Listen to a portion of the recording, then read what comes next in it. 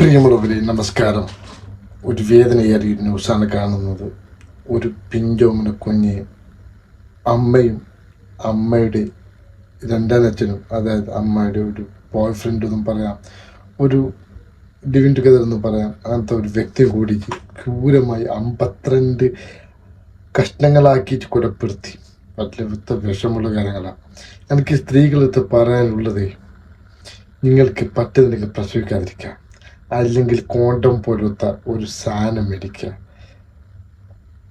വെറുതെ ഒരു മക്കളുണ്ടാക്കി അതിന് ക്രൂരമായിട്ട് കൊല്ലുന്നത് കാണും. അല്ലെങ്കിൽ വലിയ അല്ലാതെ കൊടുക്കുക, മക്കളില്ലാത്തവർക്ക് കൊടുക്കുക. ക്രൂരമായിട്ട് കൊല്ലുന്നത് ഓരോന്ന് കാണുമ്പോഴത്തേക്ക് സഹിക്കാൻ പറ്റുന്നില്ല.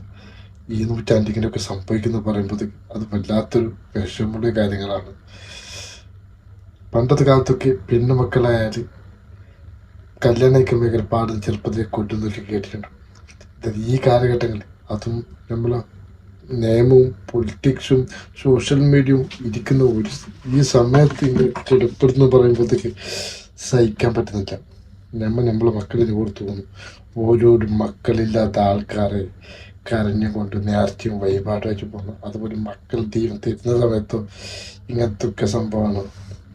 ഇവർക്കൊക്കെ പ്രസവിക്കാതിരുന്നൂടെ, അല്ലെങ്കിൽ വല്ലതും പാർക്ക് ഏൽപ്പിച്ചൂടെ? ഇങ്ങനെ ക്രൂരമായി ചിഞ്ചായിട്ട് കൊല്ലണം.